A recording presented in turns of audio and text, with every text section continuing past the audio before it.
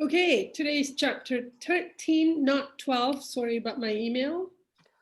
Let's say 12 twice. So this topic is called, what is it called? Is this that? Can this be that? Okay. And so in this chapter, we've got Van, calling Aphraar to come back to where they're staying, because one of the boys that's been slowly being prepared to pass, it's his time now to pass. And so Aphraar, as usual, is saying, can I come too? So off we go on this whole adventure, and lots of things happen in this chapter.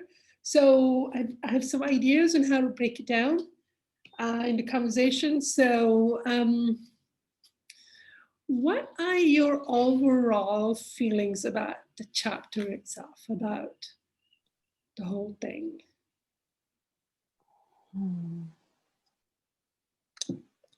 Selena? Hi. Well, while I was reading, I go, okay, I'm getting my characters mixed up.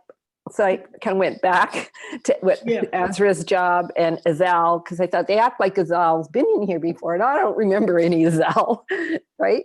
Yeah. But they kind of act like they know him, or like yes, he's been around. So I go, okay, how come I don't know who this guy is? So anyway, and I go back to when Azra is introduced as at the college, and I guess what's really hitting me is how just beautifully, like how many people get involved and how many spirits in this one little child, and preparing him for this moment. You know, because and Azra even says, like, we don't know who, and that's the part that got me. We don't know who is next. We just know it's him.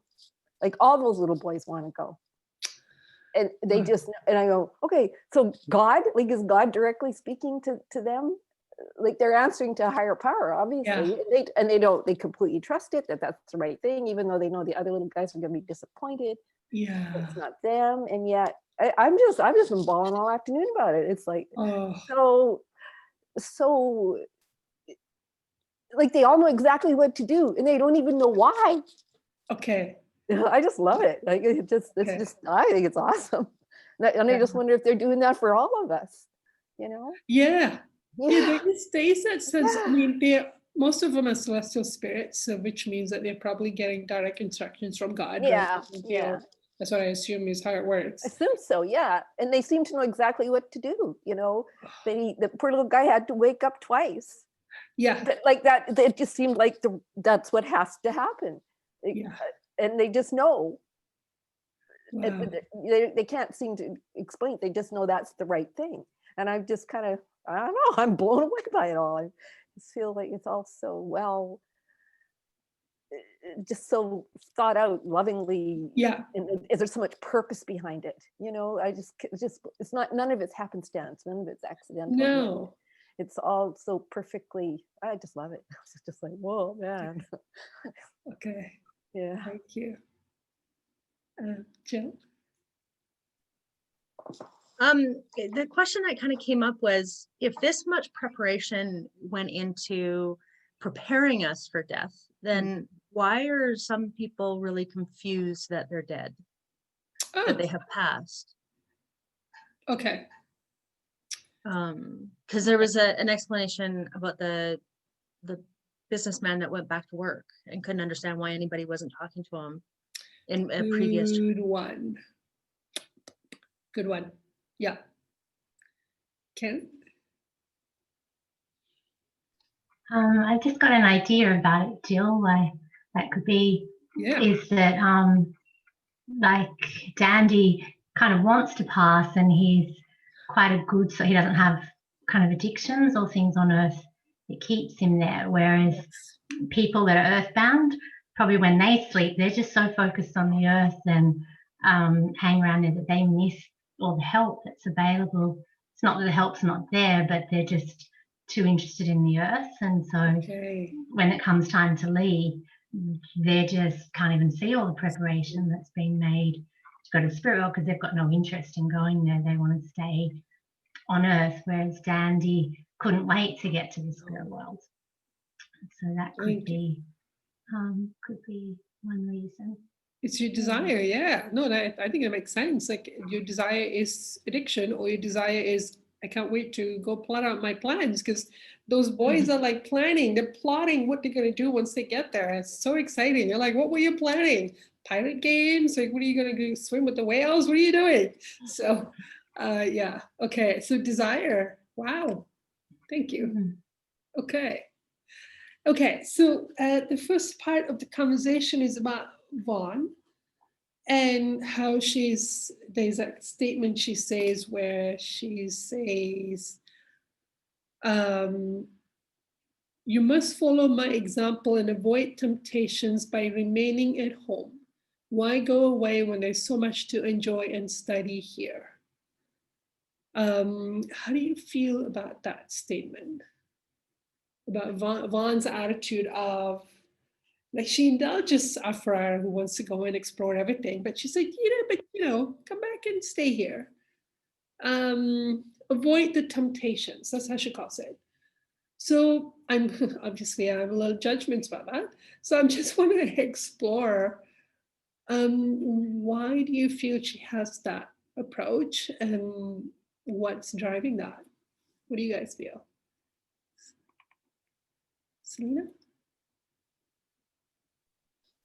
I must have reread this, I don't know how many times, because all I can feel, even like in the preliminary conversation, like I know if I was talking to my son the way she was talking to him, because I'm trying to manipulate him, like, well, did I miss you? Well, maybe I did. Well, maybe I didn't. Right. You decide. And I just felt like, well, because all these other conversations he's having, people are so honest and clear, and that just felt manipulative to me. And I keep reading, Okay. I'm missing something here. She couldn't just be manipulating him, but that's all I can see. Right. And then she says, and why are you doing what you're doing? It's almost like she's trying to guilt him. That's what I felt. Okay. Yeah. Okay. Yeah, that's definitely one approach. Yeah. Yeah. What else? Jill? I almost got the feeling that she was worried that he would be tempted by the spirits that he's helping. Yeah. That he might fall into a and I know that from our previous discussions that this probably isn't possible, but like to be tempted by those spirits, those darker spirits, and fall sort of down with them. Right. Like every mom's like, I'm a mom, so I used to worry that my teenagers would join gangsters. Yeah. I'm like, oh. Yeah. Okay. Yeah. Okay. So you're both kind of feeling like she's trying to hold on to him, right? Kind of feeling like, yeah. Okay. Yeah. Like, don't leave me. Yeah. Okay. Right. Okay. But I mean, she herself isn't, Judith, go ahead, you first. Oh, you mute. I didn't mean to interrupt you. No, okay. No, I just felt that maybe she feels she knows more than him. Hasn't she been there longer? There's that too, right? There's so much to explore here. I've been here longer than you, and okay. So she's trying to give him like advice of like, well, when you first get here, you get all excited, but it's just temptations, right? To her, they're temptations, right? Hi, Virginia. We're just talking about the first part where Vaughn speaks about how, why don't you stay here with me and we explore second sphere, and don't get tempted. Mm-hmm. Yeah. So do you have any feelings about what you think is driving her? Yeah, at first I kind of skipped that one because I couldn't really understand it. And then I went back to it, and I just felt that she hasn't developed the desire to explore yet. So she wants him to stay where she is. Yes. But he has that desire. Yeah. So it's like, and she can feel that in him, like, so she wants him to just stay. I felt it was about that, about the desire. So why doesn't she have a desire to explore spirit world? Maybe she's not ready yet.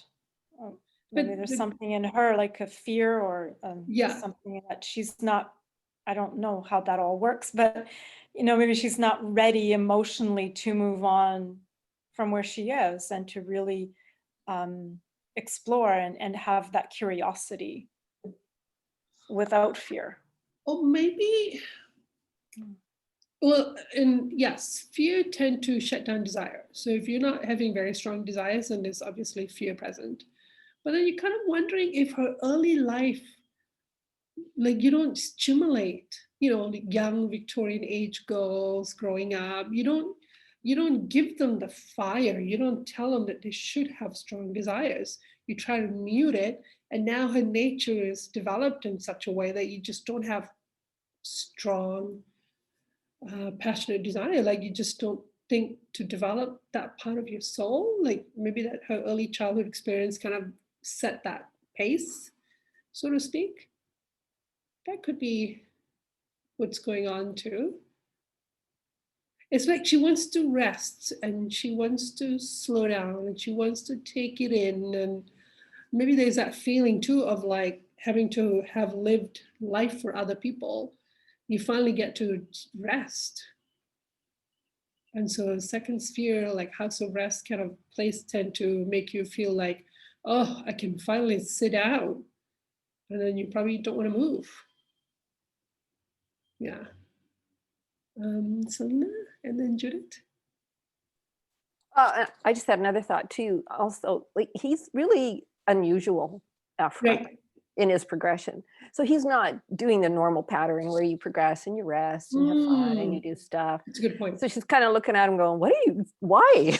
Like, That's what's a good point. driving Yeah. you? He is unique. I mean, that's why He the is books were unique. written and everything, because he's unique. He's really, his passion to progress is not usual. Yeah. Because when we read in the first book, he felt like he was very kind of depressed and really didn't have any passion. When actually there was nothing Earth couldn't give him what he was really thirsting for that he could only find in Spirit Land. And then he was unstoppable. But that's a good point that he is a bit unusual. So the question then is, why is he unusual? To the point where people are trying to like slow you down and kind of like, oh, too fast. Judith? Yeah, I just go back to what I said earlier, but like on page 127, the last paragraph, she kind of explains. Yeah. And it's like about the attraction and it's like being in the height of the season. I guess she's referring to the holidays and the carriages and costumes. It's an irresistible spell. Yeah. But you must follow my example and avoid temptation by remaining at home, she says. So she's kind of really firm about it. So, but she calls Spirit Land because she's not in the house. She's, second sphere onward. You're not going to get dragged down to any dark places. Dark spirits can't come to you. You're safe. But she still sees it as temptation. Could it be one of those Christians kind of teachings where you have like, you got to avoid temptation at all costs? Like, is that maybe some of those programming that she needs to work through? That, you call something temptation and then you avoid it. Could that be? Yeah, I think that could be it. Because once you call something temptation, because I would say, well, if I'm second sphere on, temptations, I'm just going to jump in because they're all safe. What's going to happen to me? But to her, the word temptation meant something else. Plus, he's also talking about her feminine mind. The next page kind of goes into this kind of being a natural one to the feminine mind. So something a woman feels more than a man feels. About avoiding temptations? I think so. I didn't really understand myself, actually. Yeah. Selena? Maybe security. Feminine mind, security. Security. Yeah, that could be it. Yeah. Which are about fears, right? Like that's, if you think about it, security is an addiction driven by fear. So she hasn't worked through her addiction, but then she's not feeling the pain of the addiction either because she's in a good place and she's doesn't have strong desires that's holding her back. Okay, some really good ideas. Virginia? When you mentioned that she was from this Victorian era and sort of like maybe perhaps Catholic or Christian faith, that is a virtuous belief that women are supposed to resist temptation. Temptation is a bad thing. So you lose curiosity. So she would not, perhaps she hasn't overcome those things yet. No. And her spirit life of having them, and I can understand that because I was brought up in a strict Catholic home, and you know that is the virtuous thing, and that you don't seek to do that because it'll get you into trouble. So you've kind of muted your desire to such a point that you now gotta work at igniting it. Like she's gonna have to work on. Wow. Yeah. It goes with you. It doesn't stay here. No, it does not stay here. Oh, good point.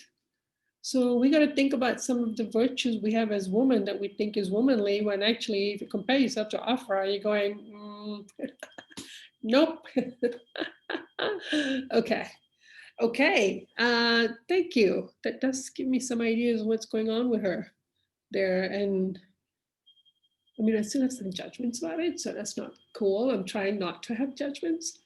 I have an addiction for being ambitious or successful, whatever that means. So I'm in a hurry, which is in itself an addiction. So I'm trying to appreciate that there must be something she's seeing here that I could learn from. You know, take your time and really savor your experience and really learn from what's going on. Could have its advantages. Okay, so then we move on to the second part about Dandy knowing that he's going to pass. And so he's saying, are you the one that's gonna kill me? And then he remembers to, let me just share a screen here. Where is that? He remembers that he has money that he wants to pass to his friend. And I'm thinking, you know, the thing about this books is that we're learning about how they're just street kids. Nobody noticed them. Nobody's going to miss them. He's got a bit of money. He wants to pass to his friend. How much of a difference is that even going to make? It's just some, I don't know the value of that money in English currency, but I'm going, yeah, it's just a bit of money that he wants to pass to a friend. Like, how much of a difference is it going to make anyway? The kid's going to be poor and starving. But I was really surprised at how much it affected Azal and Aphraar, how much it affected God that he made a request, and that time stopped to respond to a very seemingly insignificant request. How did that go for you guys? Jill?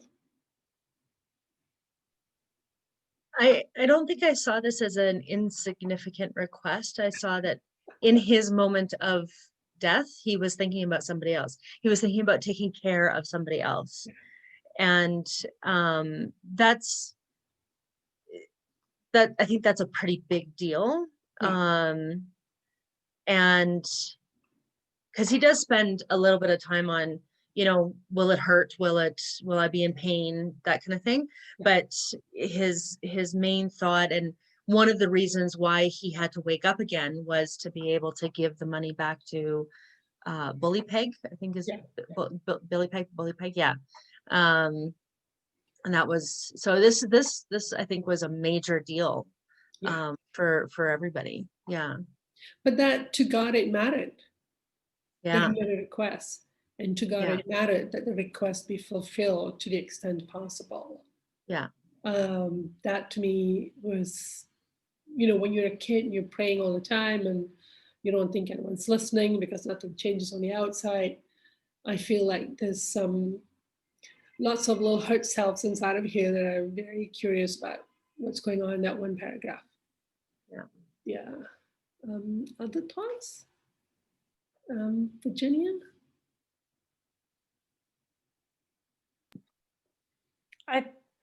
this is one of my favorite chapters, really. I really enjoyed this.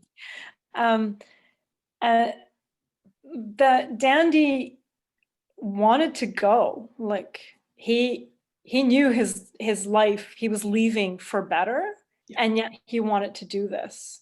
And that it just I know, it just makes your heart feel full when you read this, because a little act of kindness can have such impact.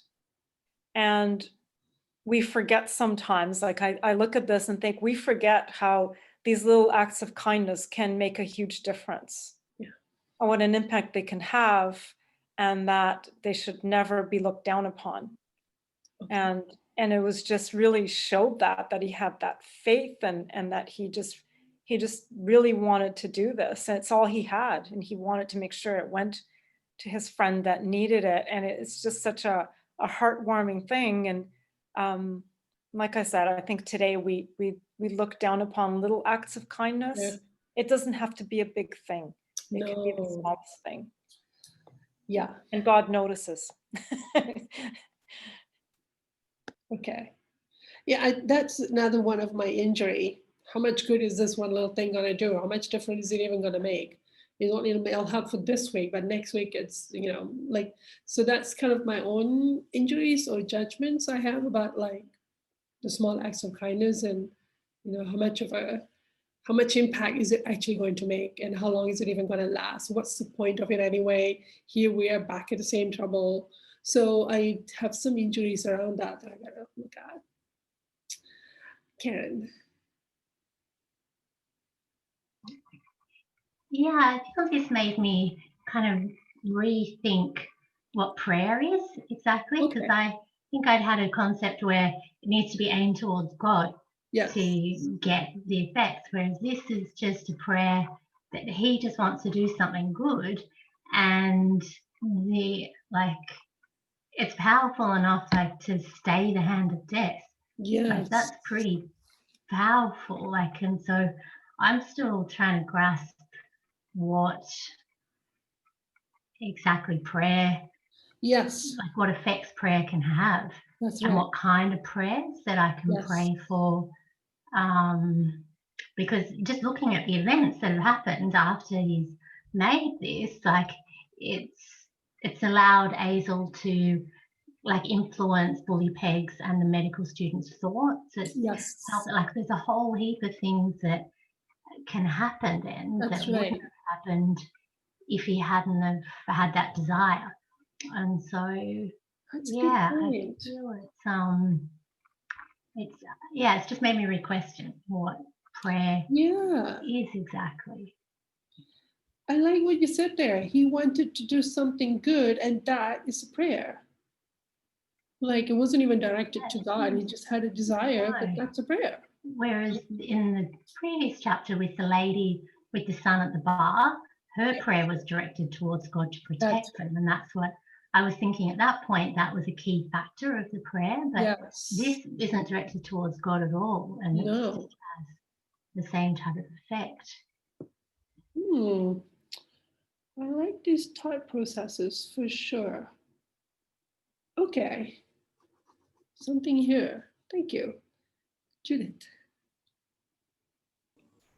Hi, yeah, I found it interesting, I guess when the woman was dying, earlier chapters, and she was begging to live.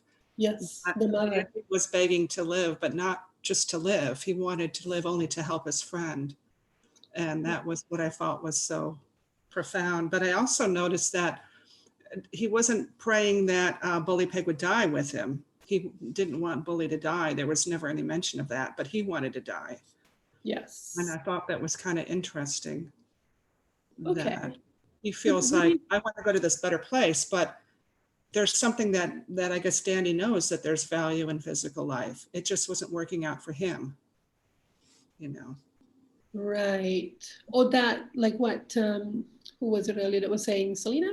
That everyone kind of accepted that they have to wait their turn, and if you get called, and that is the best thing that needs to happen at the college. And so you pray that it's your turn, but if it's not, you're like sad, but oh well. Like they seem to have a trust that somebody out there is keeping count, and there's some kind of a law around this, and we just have to accept. Maybe it's an acceptance. Right. So Bully kind of knew that it wasn't his turn yet, and Dandy knew it wasn't Bully's turn either. So he wasn't going to go there. Yeah.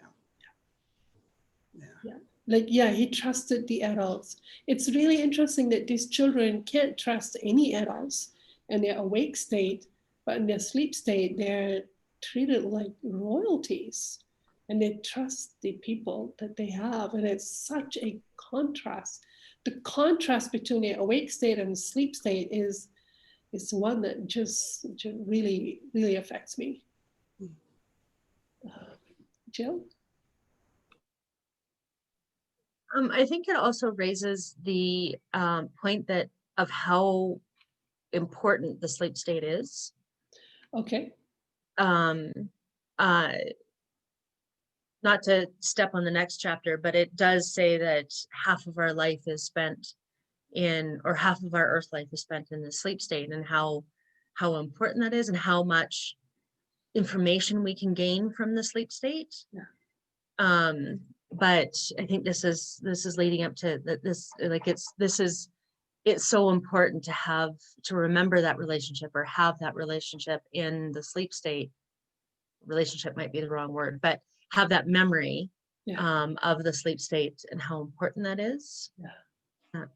And I also wanted to comment on Karen's thought about that kindness, like it was an act of prayer. Mm-hmm. And the thought that an act of kindness could be a prayer is quite profound. I love that. Because Virginia was speaking about how there's no such thing as a small act of kindness. And then Karen's talking about prayer. And now you're going, wait a minute, act of kindness could be a prayer. We're making a new soup here. We're adding all these different ingredients together. Oh, act of kindness is a prayer. Ooh, I'm getting shivers. Okay.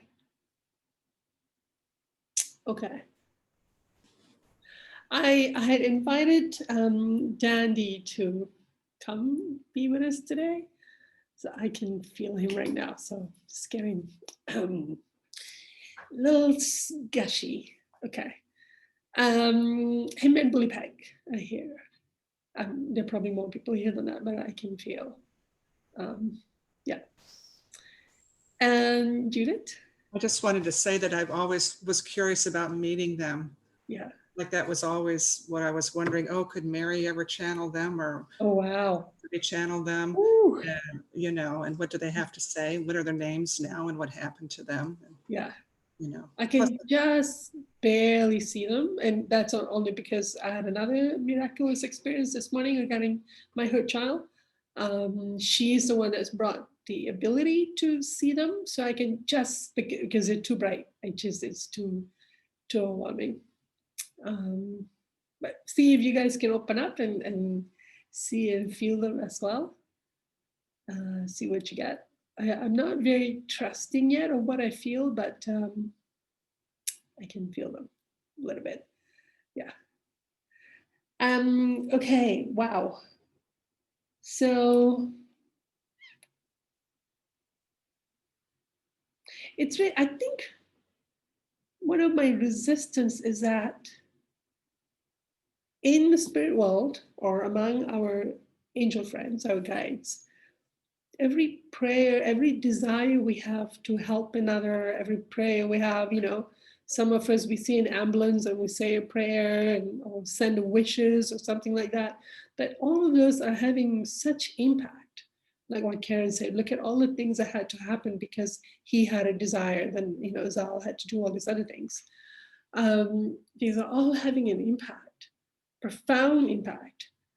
But we're numb to that on Earth. We can't see it, we can't feel it. We think, like, we're jaded. Like, I'm jaded. I feel numb. I feel like, what's the point? I feel immune. And it's like, it's kind of a loss that if I could see this or feel this, maybe I need to have a desire to see it. I would walk around with more faith in me that, you know, God is here and there is a plan and everything is, somebody's taking care of things. Probably won't be so despairing. And then we end up needing addictions, thinking that that's the only way I'm going to get what we want to get. So that's probably the piece of resistance that's coming up for me right now is this feeling of, if all those things matter, maybe my tantrum is, but I can't see it. If all those things matter, I can't see it. It's the same mess all over again. So I think I need to feel about that. I can't see how it helped or that it made a difference. That's my tantrum right now. Something there. Or that it, or that I don't see what I wanted to see out of it, which is definitely pointing to an addiction. Another one. Okay. Anyone else comment? Judy, did you? Yeah, go ahead. Actually, I don't quite understand what you're not seeing or what you're. Oh, I'm not seeing the changes. I'm not seeing the improvements. I'm not seeing life getting better or easier. I'm not seeing, yeah, like, you know, the disparity, like the poverty, like it's getting harder and harder. You have to pedal harder and harder just to stay where you are or to not sink as quickly. Or, yeah, I think that's what it is. Like I look around and I see people struggling and I'm going, does it even make a difference to pray? Does it even make a difference that you try to do an act of kindness? Is a drop, it's like a drop of water in an ocean. What did that do? What did that help? And I'm saying it knowing that I'm tantruming. There's something going on here for me that I need to grieve about, maybe. Because I'm definitely expecting an outcome that I'm not getting, which also points to a demand, to an addiction of some kind. I didn't get what I wanted to see out of it, so what was the point? Something like that. Yeah. Do you feel you're doing the prayer incorrectly, or you're just not getting the results? Oh, I'm not seeing the results, or I'm not seeing the mechanism in effect, because I can't see the spirit world, or I can't see the guide stepping in into doing the work, or I need to grieve so that someday God can show me, well, here's the prayers you did as a child, and here's what happened out of it. It didn't make a difference. Maybe there's some grief I need to release first. Because if God tried to show me that now, I'll just start to grieve, and I don't want to grieve. I don't want to cry. I still want to pout and be angry and say, but you weren't there. You didn't listen. You didn't care about me. So it's just something I need to work through. Yeah.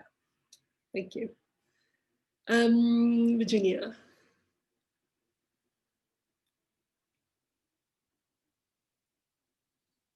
You mute? Yeah. No? Okay. Okay. So moving on to the death process. What did that look like to you? Let me see if I can bring it on.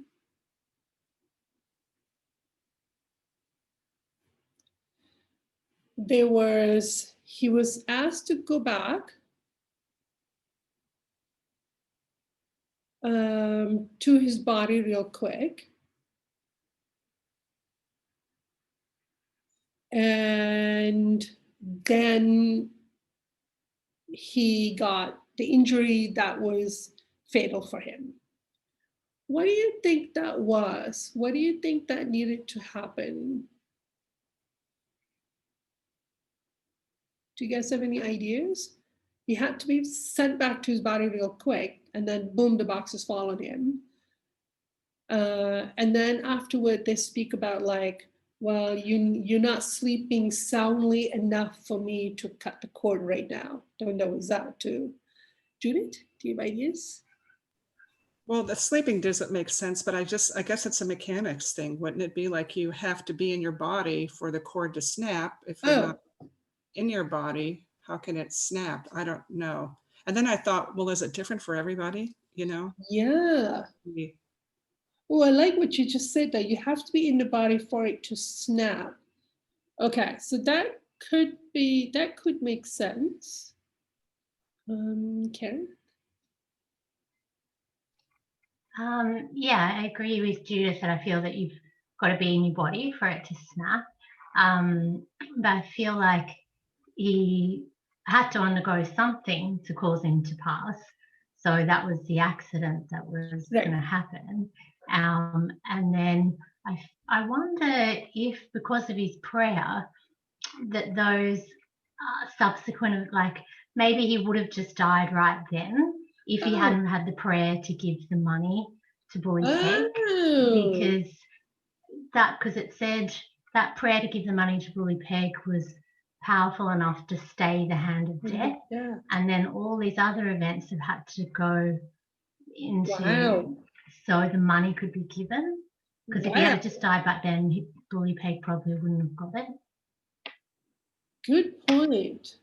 He will have to go back to his body, but that could have been it right there. The box. I'm wondering if that could have been it. Like, wow. But to get the money, then the other things have had to happen, and they've done the best they can to like make sure he's free from pain and as comfortable as possible. But he has to wake up to tell the doctor to give the money to Bully Peg, and then he has to go back into his body to actually have the corpse snap. Oh, and so that happened after Bully Peg's got the money, because I don't think he would have left until his friend had got it. So yeah, there was I think that delayed things perhaps. So that was why at the end there, when the nurse, when he was in the place of basic palliative, right? The doctor knew he was going to pass. So the nurse came in, he woke up one last time, and then he said, I need to rest, or I'm really tired or something. And then so he came back into his body the final time, and this time they snapped it. Okay, yeah. I see it. Wow, that's pretty crazy. I can feel you're probably onto something there. And then there was a part where this time when he had woken up, talked to the doctors, told them about the money, but for some reason this time he was no longer that bubbly boy. Like the soul, the spirit body started to get really heavy, started to get really depressed. There was something about that piece right there where the spirit guides had to give him a lot of energy to even wake him up, to get him up from his stupor. What do you feel was going on there? Is it like the physical life? Because you're having a spirit life experience where you are free from your earthly experiences. And now the earthly experience has to be integrated too. So now the spirit body has to take on. Karen? Yeah, I feel it's what you're saying. It's that, like, that trauma that's happened to the physical body, that's part of the soul. Like, that's right. That has to be integrated. Yes. So that's having an effect. It's just a kind of temporary effect. Yes. Passing, but that trauma has to be felt. Has to be worked out. And I wonder if it's not like, is this where now his life of living on the streets, being abandoned, nobody cared for him, all of that sadness and poverty and hunger and cold, and I wonder if all of those are now also waiting for him to now process. Like he has to take all of those experiences as well and process it after he passes. Like, could that also be why he's beginning to feel that heaviness? Not sure. Selena?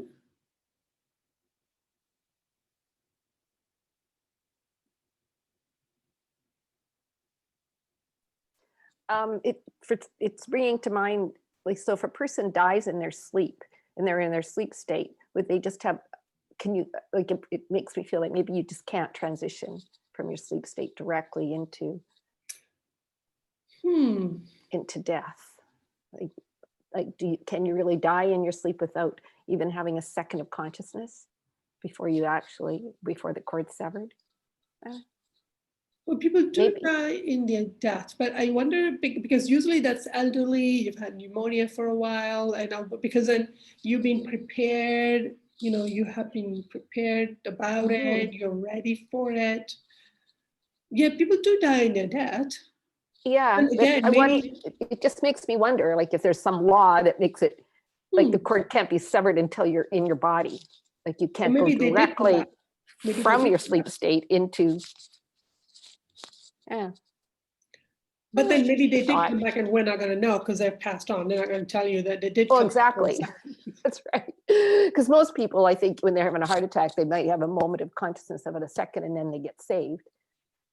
They have a pain, right? Yeah. And then they pass out. But it's like a fraction of a second, maybe. Yeah.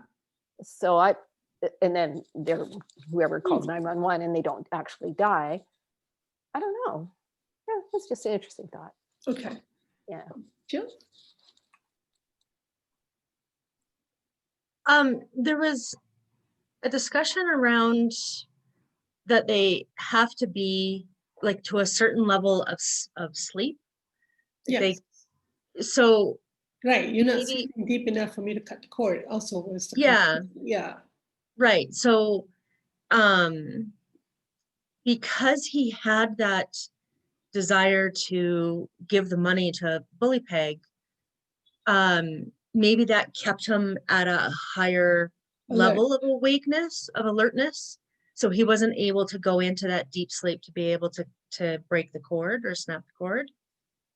But then it almost felt like he was asking when he woke up for the first time and said, "I'm really tired." Yeah. And the nurse said, "You can rest now." Like, it was almost like he woke up to get permission to go to sleep. And I know that's a kind of a common experience for a lot of people. Like, they have like one last sort of like, "I'm really tired," or "I want to go home," or "I want," they have like one last sort of desire, on physical desire, and then they go into a deep enough sleep that their cord gets snapped. But I don't know what that it feels like it has to be a certain kind of sleep to be able to have that cord snapped. Good point. He did have a desire, "I want to rest," or "I'm really tired." Okay. It's almost, it's like there's this integration between who he is in a sleep state and having his life, which is completely like divorced from the physical reality of the earth state. And now the earth state experiences are beginning to mingle in, and somehow they gotta be experienced as combined. Like, I'm curious to see what happened in the next chapter, but he must need a time of convalescence and to have to be helped to work through his trauma. It's a lot of grief he's got to feel about what life was like. Like, oh my God. Yeah. But then it was something that you guys had mentioned earlier, that he didn't have a strong desire for Earth life. So that will probably help him to not linger on too long, or to not be too sad about having to leave it. Judith? Yeah, this is about at the bottom of page 134, when he's kind of getting really sad looking, right? Where he's ready to pass. Because I just kind of feel it's losing your physical life is technically not something that's supposed to happen to us, right? And I think there must be a remorse, no matter how horrible his life was. Yeah. That there's still this sadness that this is ending. Yes. And there's no turning back. There's no turning back. Well, speaking of that, what are your feelings about that? Like that there was that passage from when he went to the person with a record keeper, where he was remembering a sermon by somebody who said, you don't see life as, where is that page? Yeah, right here. So page 131. No intense conviction of the unbroken continuity of life, no certainty that the moment after death we shall be the same living, thinking, and feeling personalities that we have been the moment before. So we don't have this conviction, this faith that life continues, or that we're going to be the same personality as we were before. So what are your feelings about that? What are you feeling? What do you think happens? Or what would you feel if tomorrow was your time? Virginia? This chapter certainly took away a lot of misconceptions that I had about death. Okay. How it happens in the split second. Yeah. I guess I understood that, but I also had this expectation that there'd be some sort of pause or acknowledgement of what is happening to you. And there isn't, because some people don't really know that they died, because it happens so quickly. Is there a law of attraction kind of thing? And their existence is still this, they feel the same, I suppose, and that was surprising to me, that there isn't this moment of pause where you transition from this life to the next. That it just goes, you're just going. Yeah. But it seems, but the process seems more like it should be a celebration rather than a mourning. Right. For us, I'm still afraid that it could be a painful experience. Like you have the boxes fall on them, you're still going to feel pain physically. Okay. So we have some feelings to get there, and that could last a while. That's still my fear. Okay. But not so much about what the transition and actually leaving the physical world. So there's some emotions we have about what's it going to be like, how bad is it going to be, how difficult it's going to be, is it going to be painful, is it going to be protracted on, and we've had less thoughts about, but then what happens after? This could be done in an instant, or even when you think you're in pain, you're actually being spared the pain. The body. Yeah, they did. They took some of that away from them. But how is it? But it sounds like even from the last book that sometimes people don't know that this has actually happened to them. Yeah, that's right. I guess if you're more attached to Earth and the physical world and your physical life, that would happen. Rather than, I think this young man was ready to go, ready to let go because he was in such misfortune. Yeah. No, yeah, like Karen was mentioning earlier, you came a bit late today. We were having this discussion earlier that, it's about how strong are your addictions to Earth life, and that would, good point. What other feelings do you have about what you think? Oh, Judith, go ahead. You had raised your hand. Yeah, I kind of lost my train of thought. I thought it was just real interesting how we get coached ahead of time or talked to ahead of time. Yeah, in the sleep state. In the sleep state, yeah. But you don't know it in your awake state that you've been. Right, you really don't know. But and that, I just think that no matter what happens, it's not going to be what I expect. Even, like from what all we've learned, and I know I can remember my dreams, I worry about the location I'll be in, of course, I don't think it's going to be very good if I judge it by my dreams, but you don't know if it's going to be something completely unexpected. Yeah, okay.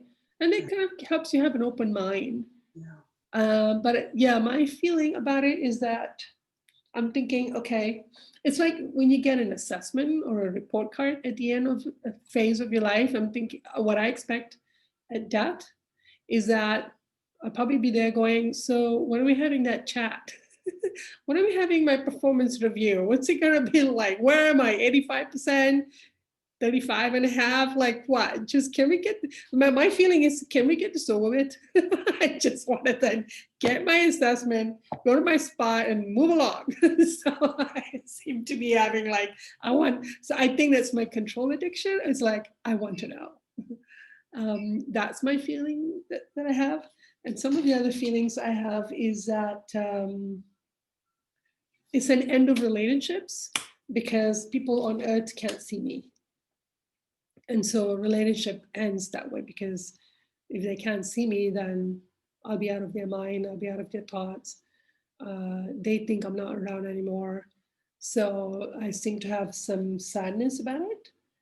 And then I also feel like I'm going to have regrets about some of the things I did wanted to have done. If I died too soon, then there were things I didn't get to do. There were things I still didn't get to finish. And I can feel some regrets coming on around it. There's a sense of that I would like to have more time to correct the damage I've done to the planet. Like if I'm in spirit world, how can I help the physical planet itself, or can I? So there's a sense of, but I didn't get to finish what I wanted to do. That seems to be the feeling. I didn't get to finish what I wanted to do, is what I think I'll be feeling about that. There seems to be like regret and sadness, and you've lost something you can never get back. Is that kind of feelings? Probably have some childhood stuff going on there. Yeah. What about others?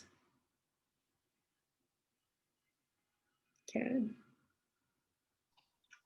Yeah, I feel kind of mixed on it. I feel like I have quite a lot of faith that what happens after I pass, and I feel I have a lot of faith that wherever I end up, if it's a dark place or a light place or whatever, that's the best place that God's designed for me to, like, to help me and to grow. But at the same time, I still feel I can have fears about death. So like fears that I don't want to pass. So there's obviously fears, which I feel in almost everyone on the planet, like the multi-generational fear where, you know, when we're put in an instant where, you know, if you're about to fall off something, everyone's going to try and not fall. I don't think many people, I feel like there's an innate thing God's put in us to live, like to live. And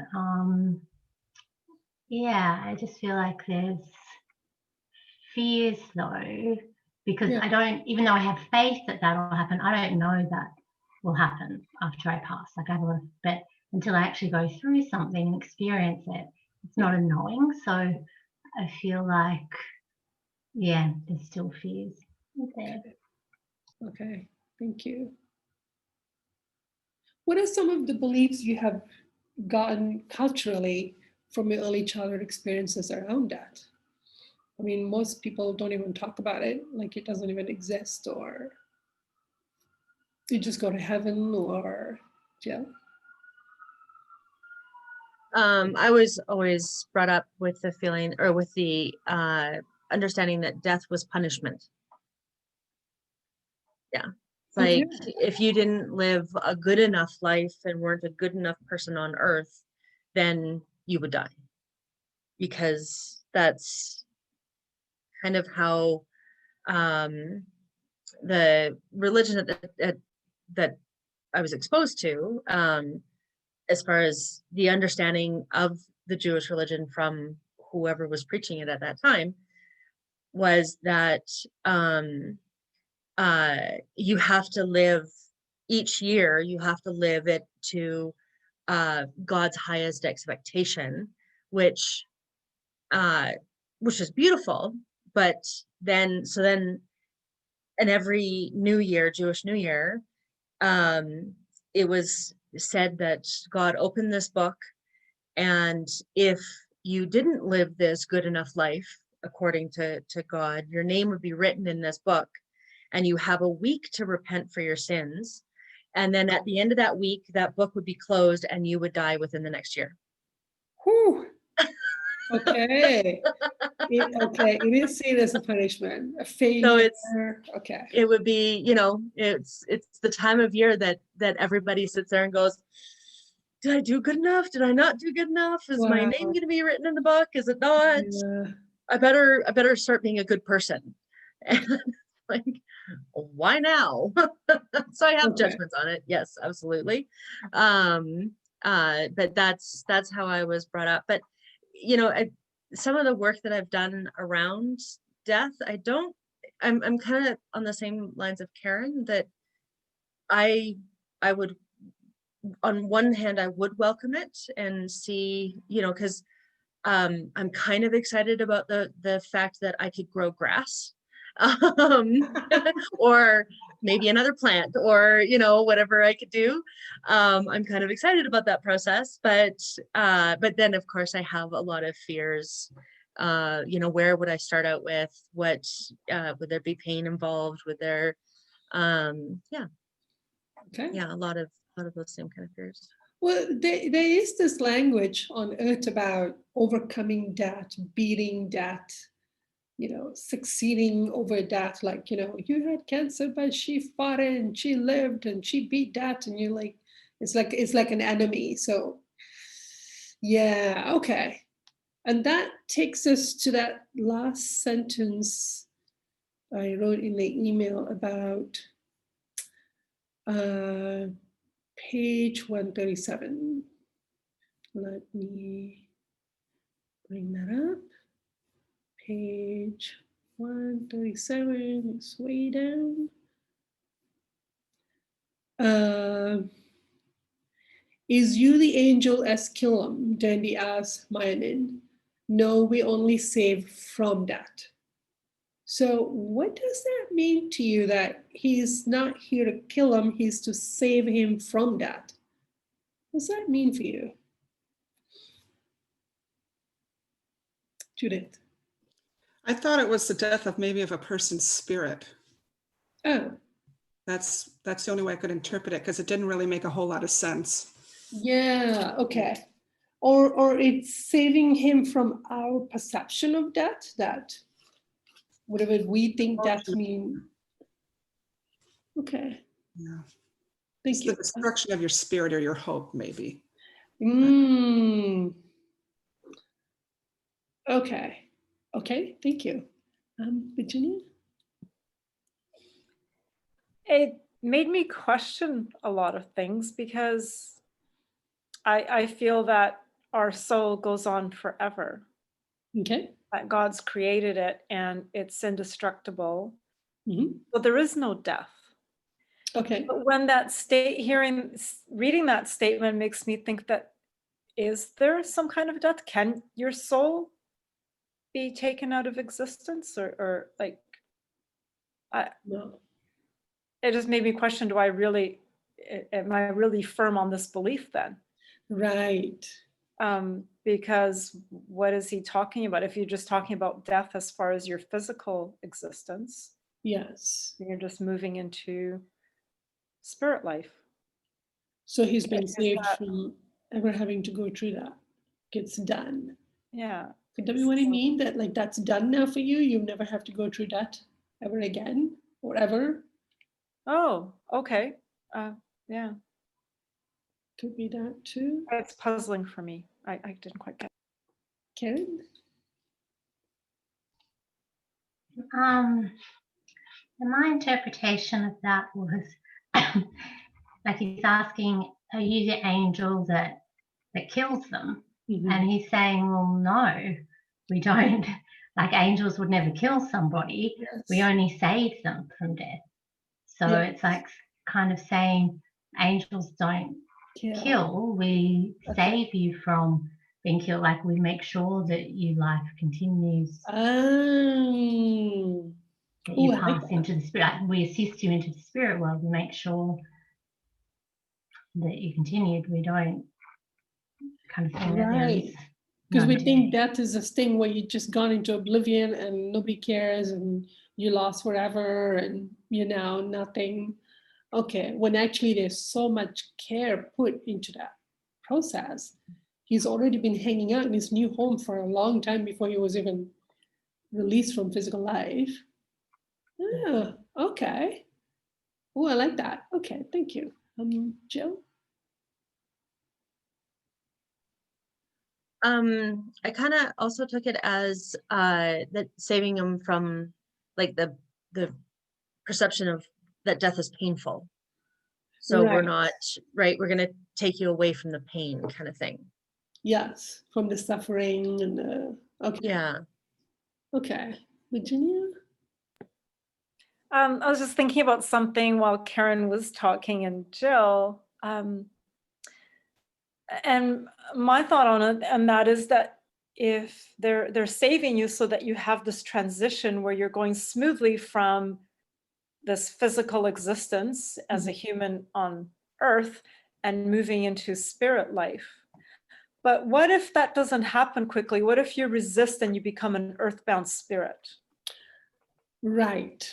You know what I'm saying? Is Then you're stuck. Like, that what they mean by what they're trying to do? That assistance is there for you? yeah. You could possibly not accept it and not work with it and surrender to it. Because then you can start your new life. That could be quite lovely. So you're not living on earth anymore, but you're not really living. You're not progressing. No. You know what I mean? Like, Yeah. That's a good point too. Earthbound life is not life. It's not your new life. It's not growth and progression, and when you could be creating so much happiness for yourself. Okay, that's a good point too. Thank you. Okay. Other ideas? Hi, Michael. It's good to see you. Michael? I do agree with Virginia, was it the last speaker?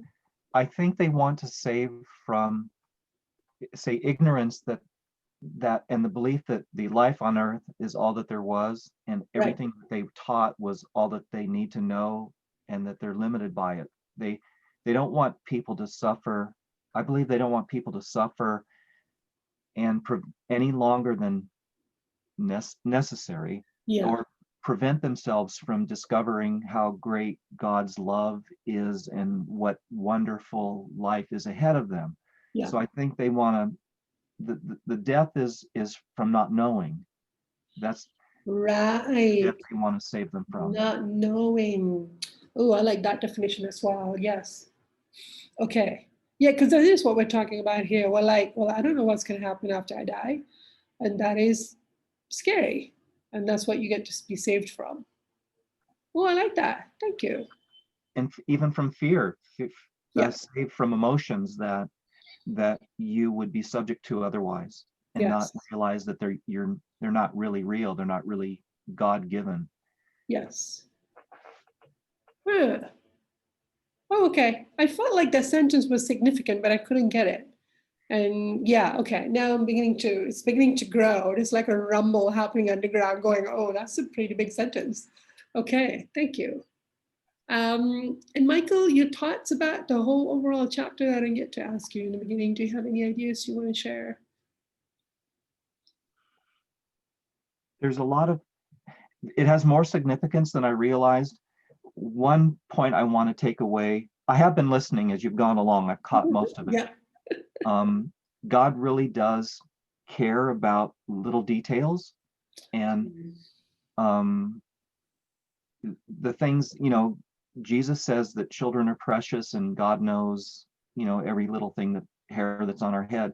I think God really cares about even children's desires.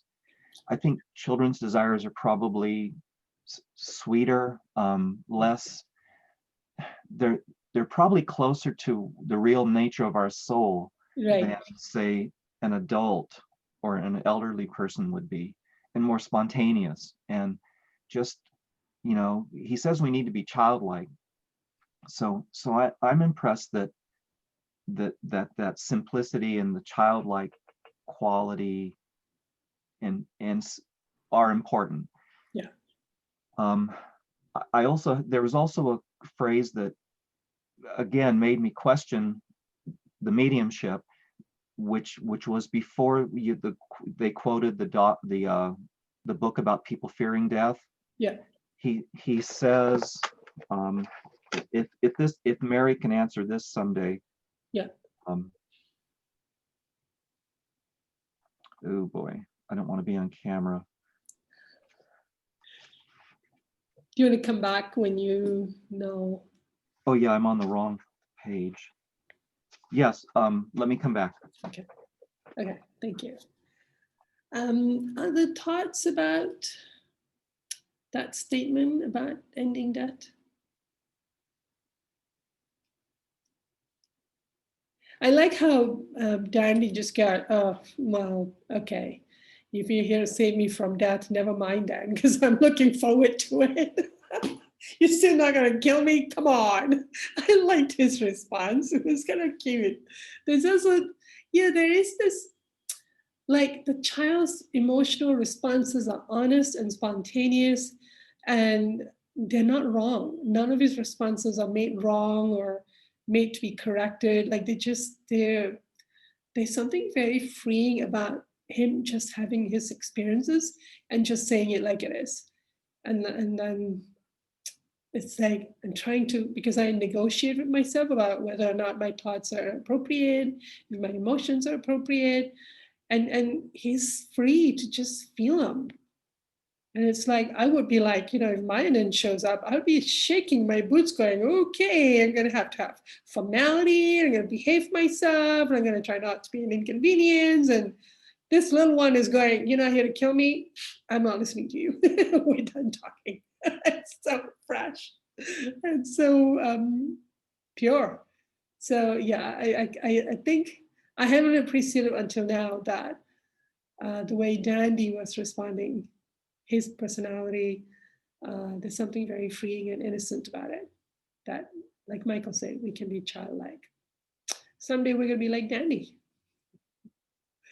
Michael, did you find the page?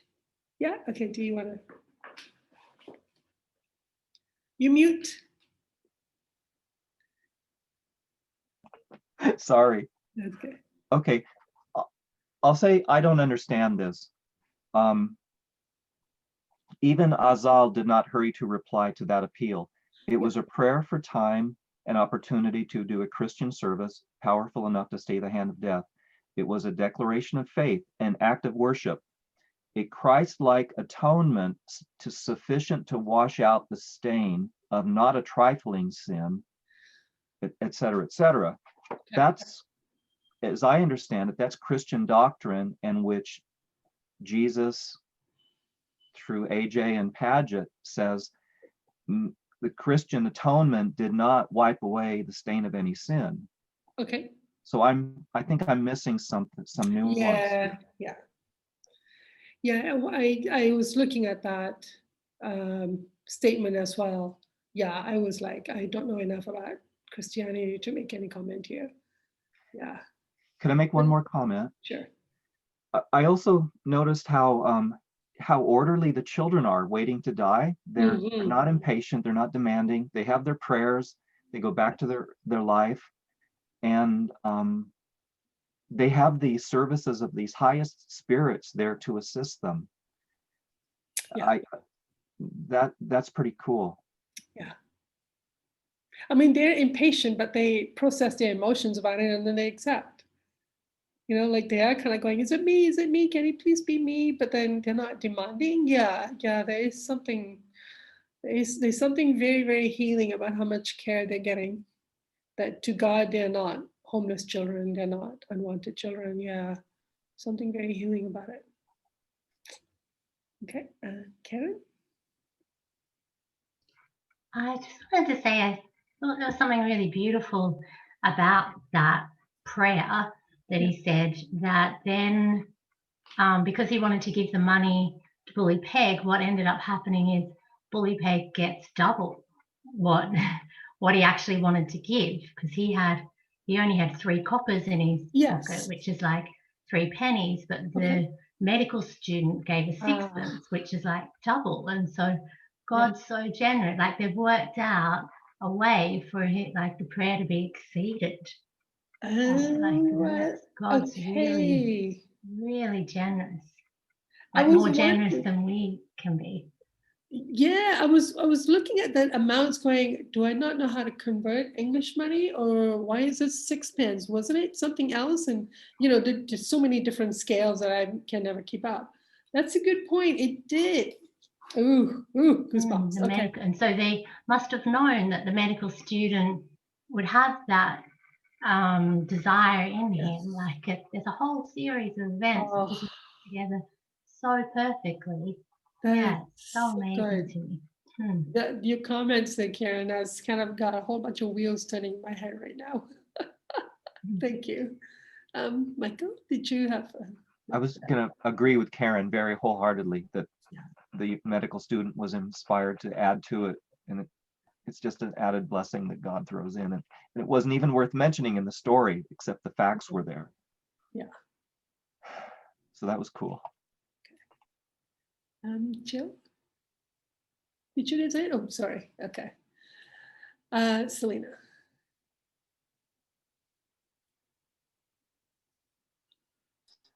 I don't know if anybody's really had this experience, but I just found it really amusing that the Celestial's just kind of nagging at him, at the student, until he gets so frustrated because he can't focus, right? Because he's got this thing and he really doesn't care about or have any idea even where this kid's going to be. Like he has no idea.